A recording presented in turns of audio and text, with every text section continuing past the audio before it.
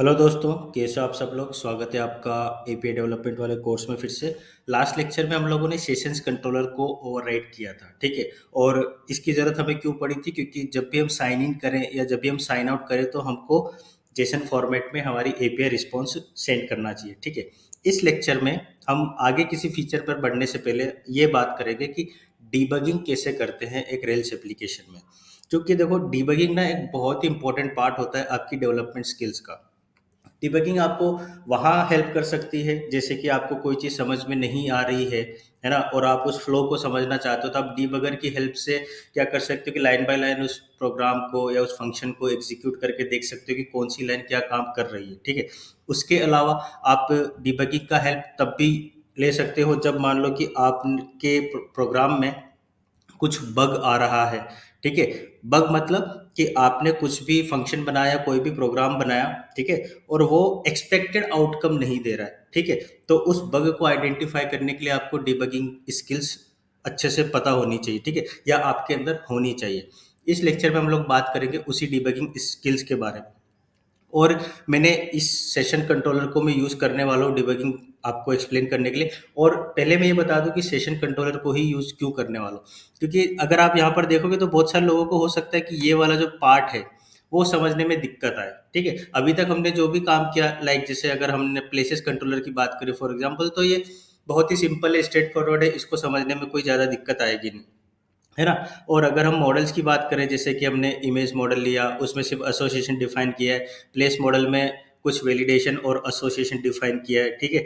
और user model में हमने डिवाइस और जेडब्ल्यूटी के मॉडल्स इंक्लूड किए हैं, ठीक है। तो इन पार्ट्स के अंदर समझने जैसा कुछ भी नहीं है इतना ज़्यादा, क्योंकि ये आपको पता होगा, है ना। लेकिन जैसे यहाँ पर आप देखोगे सेशन कंट्रोलर, तो कई लोगों को हो सकता है कि इस चीज़ में दिक्कत है कि ये लाइन कर क्या रही है ना, या फिर ये जो जेडब्ल्यूटी पेलोड है ये क्या होता है, इसके अंदर सब क्या है। अब हालांकि हम करें यूजर डॉट फाइंड जेडब्ल्यूटी पेलोड सब, तो इसका मतलब कि सब हमको जो भी रिटर्न करेगा वो क्या होगा, उस यूजर की आईडी होगी जिसको हम फाइंड करना चाहते हैं। लेकिन अगर फिर भी हम इसको अच्छे से सीखना चाहते हैं तो उसके लिए हमको डिबगिंग स्किल अच्छे से पता होनी चाहिए, ठीक है। तो अब उसके लिए हम क्या करते हैं, सबसे पहले इसी मेथड के थ्रू डिबगिंग को समझने का ट्राई करते हैं, फिर डिबगिंग काम कैसे करती है, या फिर हम हमारे कोड में डिबगिंग कैसे कर सकते हैं, ठीक है।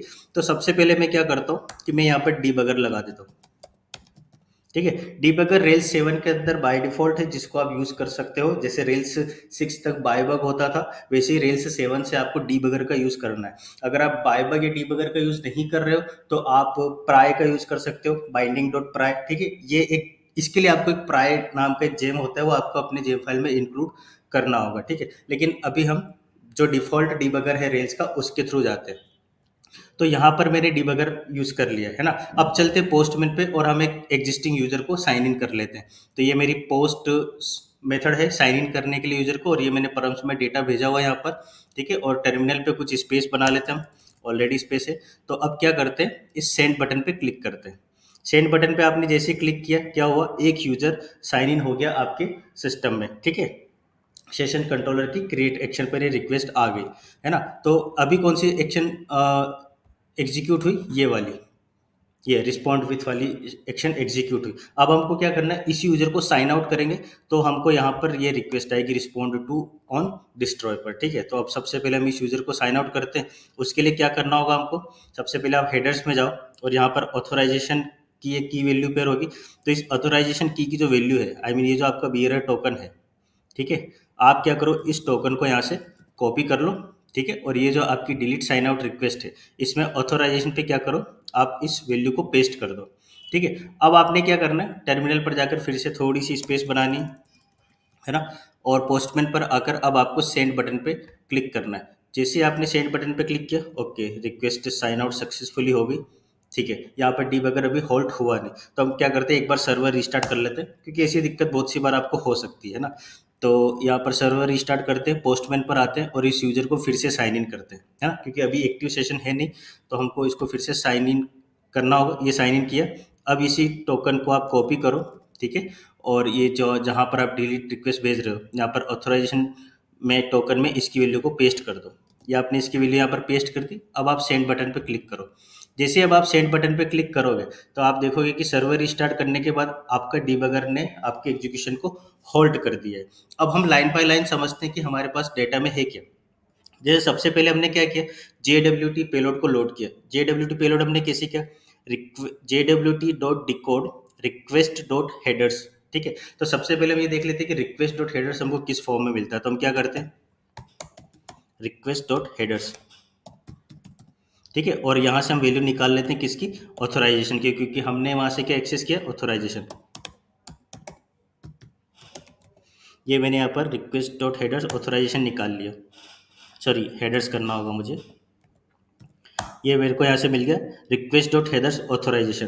तो जो टोकन मैंने यहाँ पोस्टमैन से पास किया हेडर में, वो मुझे यहाँ पर डीबगर में मिला। ठीक है, अब यहाँ पर देखो ये वैल्यू क्या है, बेरर, फिर स्पेस है, और उसके बाद एक पूरी की पूरी स्ट्रिंग है, अल्फा न्यूमेरिक जिसको आप बोल सकते हो, है ना। और यहाँ पर आप देखो, यहाँ पर मैं क्या कर रहा हूँ, request dot header authorisation dot split by blank space, और उसका फर्स्ट एलिमेंट में निकाल रहा हूँ, है ना। तो अगर मैं इस कोड को यहाँ पर कॉपी पेस्ट करूँ तो मुझे क्या मिलेगा, सिर्फ ये वाली वैल्यू मिलेगी जो मेरी एक अल्फा न्यूमेरिक स्ट्रिंग है, जिसको आप कोई सीक्रेट बोल सकते हो, जो भी आपने अपने इन्वायरमेंट में या फिर अपने सीक्रेट की बेस में स्टोर की होगी। ठीक है, तो ये यहाँ पर मुझे ये वाली टोकन वैल्यू मिल गई, है ना। अब यहाँ से क्या निकालूंगा मैं, मेरा सीक्रेट की। ठीक है, सॉरी ये टोकन तो जनरेट किया JWT ने, है ना, और ये यहाँ पर होगी मेरी सीक्रेट की। इसको मैं कॉपी करके पेस्ट करूँगा तो ये मुझे क्या करेगा, ये वो सीक्रेट की वैल्यू देगा जो मेरे क्रेडेंशियल फाइल में है या मेरी इन्वायरमेंट फाइल में। ठीक है, अब जब आपको JWT पेलोड निकालना है तो आपको क्या करना होगा, ये पूरी लाइन आपकी एग्जीक्यूट होगी, है ना, और उससे आपको क्या मिलेगा, JWT पेलोड मिलेगा। ठीक है, तो ये है आपका JWT पेलोड, जिसके अंदर क्या है, कुछ की वैल्यूज पेयर है, जैसे कि JTI है, तो यहाँ पर आप देखोगे कि एक UID टाइप का स्ट्रिंग मिल रहा है, ये सब के अंदर आपको 6 मिल रहा है ना, और SCP के अंदर आपको यूजर मिल रहा है। ठीक है, और AUD के अंदर नील है, IAT करके एक एट्रीब्यूट मिल रही है ना, जिसकी वैल्यू कुछ ये न्यूमेरिकल है, ये सेकंड से कुल मिलाकर, है ना। और ये EXP में क्या मिल रहा है, आई मीन सेकंड्स नहीं, ये टाइम है, और एक्सपायरेशन EXP मतलब एक एक्सपायरेशन टाइम मिल रहा है।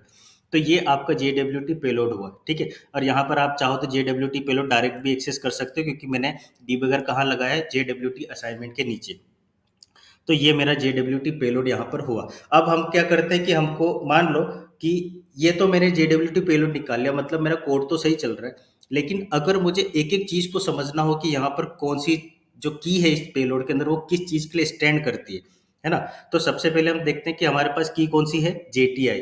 तो JTI का मतलब क्या होता है कि ये JWT ID है ना, और ये एक यूनिक आइडेंटिफायर का काम करेगी आपके टोकन के लिए, मतलब इस टोकन के लिए।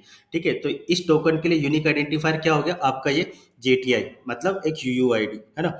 उसके बाद आता है आपका सब। ठीक है, तो सब स्टैंड्स फॉर सब्जेक्ट, है ना। सब्जेक्ट मतलब कि ये उस यूजर को या उस एंटिटी को रिप्रेजेंट करेगा जिसको इस टोकन ने आइडेंटिफाई किया है ना।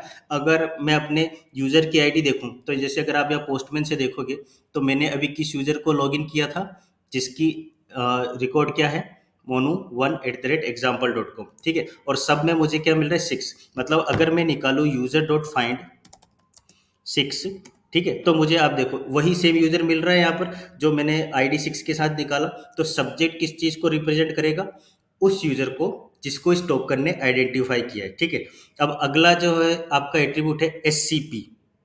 SCP मतलब this stands for scope and defines the permission और access level that the token grants, है ना। और स्कोप मतलब किसको ग्रांट किया, अभी हमने यूजर मॉडल को, है ना, हम यहाँ पे यूजर मॉडल को ऑथेंटिकेट कर रहे हैं, तो आपका जो स्कोप होगा वो किसके अराउंड लिमिटेड होगा, यूजर मॉडल के अराउंड। ठीक है, और AUD का मतलब क्या है, ऑडियंस। ठीक है, और ये किस चीज को स्पेसिफाई करता है, intended recipient for the token, ये यहाँ पर नील मिला है हमको, है ना।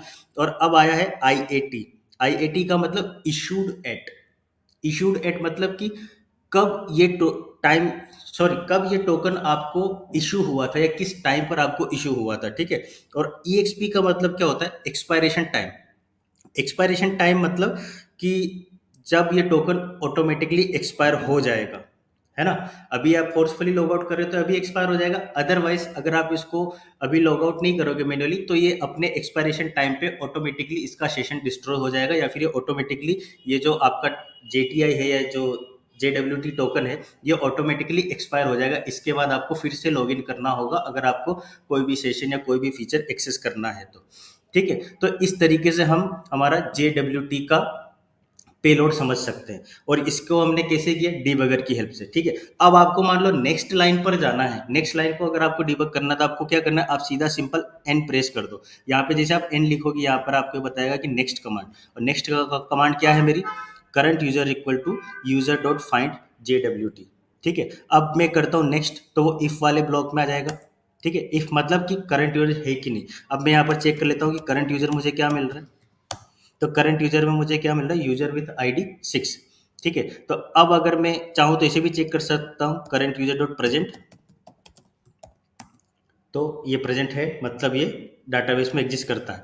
अब तो इफ कंडीशन ट्रू हो जाएगी, है ना। अब जैसे मैं एन करूंगा तो क्या होगा कि मैं आऊंगा रेंडर जेसन वाली लाइन पे, है ना, और फिर अब मैं एन जैसे प्लेस करूंगा तो क्या होगा, मेरा फंक्शन एग्जीक्यूट हो गया यहाँ पर पूरा, मैं बाहर आ गया उससे। अब मैं जैसे एन करूंगा, ठीक है, अब मैं और धीरे धीरे उसमें जाता जाऊंगा कि डिवाइस का सेशन कंट्रोलर डिस्ट्रॉय, और ये अब मुझे क्या करना है, मुझे एंड नहीं करना है, मतलब मुझे पूरी मेथड एग्जीक्यूट हो गई, मुझे पूरी मेथड समझ में आ गई है। ठीक है, आप यहाँ पर देखोगे तो कि जैसे मैंने लॉग आउट किया तो ये काम है डिस्ट्रॉय एक्शन पे है, ये एक्शन डिवाइस जेम के अंदर इनेबल्ड है ना।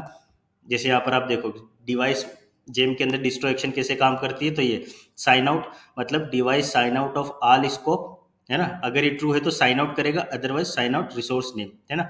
फिर ये फ्लैश मैसेज करेगा। ठीक है, अब हमारे पास क्या एपीआई एप्लीकेशन है तो फ्लैश मैसेज की जरूरत नहीं है, और तो हम कहाँ आ जाएंगे, रिस्पॉन्ड टू ऑन डिस्ट्रॉय, और ये एक्शन हमने इंप्लीमेंट किया हमारे सेशंस कंट्रोलर में। अब हमको पूरी मेथड समझ में आ गई, तो अब हमको एंड नहीं करना है, अब हमको क्या करना है, हमको सी करना है, मतलब कंटिन्यू कमांड। जैसे सी किया, है ना, हम क्या हो गए, नेक्स्ट जो भी इस डिबगर के जिस भी लाइन को इस डिबगर ने होल्ड किया था, अब हम उसकी कंटिन्यू वाली स्टेप में आ गए। कंटिन्यू वाली स्टेप में क्या होगा कि अगर आप यहाँ पर देखोगे अपनी सब लाइन में, तो कंटिन्यू करने पर क्या होगा कि ये जेसन रिस्पॉन्स को रेंडर कर देगा। ठीक है, और यहाँ पर आपको क्या रिस्पॉन्स मिला, अपडेट यूजर, और अब इस यूजर का JTI टोकन अपडेट हो गया, मतलब अब ये यूजर सिस्टम से लॉग आउट हो चुका है। ठीक है, तो इस तरीके से आप क्या कर सकते हो, डीबगिंग को समझ सकते हो, डीबगिंग को ट्राई कर सकते हो। ठीक है, तो आई होप आपको यहाँ पर थोड़ा समझ में आया होगा कि मैं बताना क्या चाह रहा हूँ। तो मैं बस ये बताना चाह रहा हूँ कि डीबगिंग एक बहुत ही नेसेसरी स्किल्स है, जो आपको एज ए रेल्स डेवलपर, या not Rails developer, as a software developer आपको पता होनी चाहिए ना। आप किसी भी लैंग्वेज में काम करो, अगर आपको डीबगिंग अच्छे से आती है तो it will not be very hard to understand any code और एनी फीचर और any functionality within your code, है ना। आप बड़ी आसानी से उसको समझ सकते हो। तो जैसे मैंने यहाँ पर बताया, वैसे ही अगर आपने कभी डीबगिंग ट्राई नहीं की तो आप पहले इस सेक्शन में ट्राई करना। उसके अलावा आप जब यहाँ से समझ में आ जाए तो आप बाकी की एक्शंस में भी डीबगिंग को ट्राई करके धीरे धीरे इस पे मास्टरी कर सकते हो। ठीक है, तो आई होप ये लेक्चर आपको अच्छा लगा होगा, ट्राई करो इस डीबगिंग